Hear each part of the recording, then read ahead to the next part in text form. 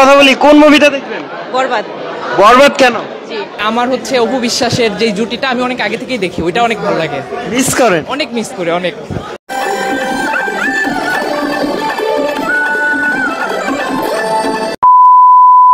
তো সবাইকে আজকে হচ্ছে ঈদের দ্বিতীয় দিন, আর আজকে আমরা যাব মুভি দেখতে। প্রতি ঈদেই এরকম একটা দিন থাকে আমাদের যখন আমরা একটু মুভি দেখতে যাই বা বাইরে কোথাও ঘুরতে যাই।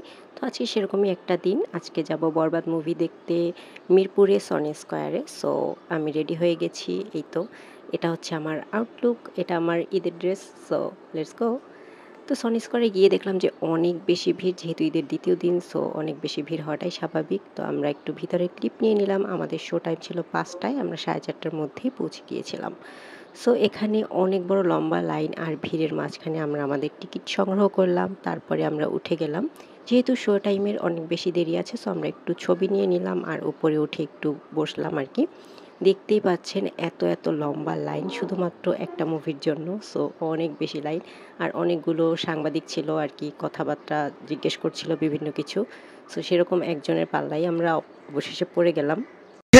লাইনে দাঁড়িয়েছেন, একটু কথা বলি, কোন মুভিটা দেখবেন? বরবাদ। বরবাদ কেন? ট্রেইলার দেখে ভালো লাগছে, গানগুলো ভালো লাগছে, তাই ভাবছি যে ভালো হবে তাই। আচ্ছা, টিকিট পেতে কি কষ্ট হচ্ছে? না, আমরা অনলাইনে কেটেছি। অনলাইনে কেটেছেন। শাকিব খানের সাথে কোন নায়িকাকে ভালো লাগে? এক এক সময় তো এক এক রকম। এখন তো ইদিকা পালের সাথে ছবি করতেছে, ইদিকা পালকেও অনেক ভালো লাগতেছে।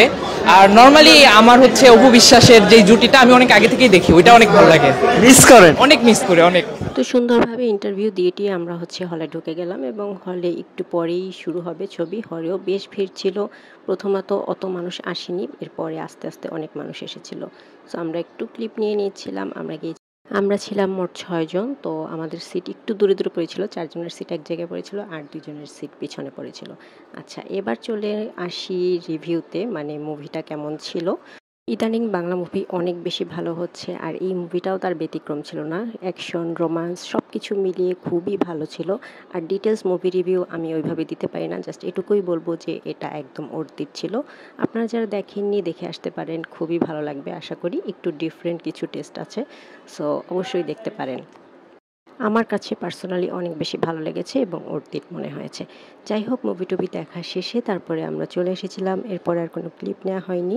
সো এটাই মূলত ছিল আমার ঈদের দ্বিতীয় দিনের ব্লগ, যেখানে আমরা একটা মুভি ডেটে গিয়েছিলাম। সো এই তো মুভি শেষ হয়ে গেছে, এখন আমরা বাসায় চলে যাব। তো লাইট যেহেতু আছে, আমরা একটু ক্লিপ নিলাম। And that's all for today. Thanks for watching. দেখা হবে নতুন কোনো ভিডিওতে, ততদিন পর্যন্ত বাই বাই।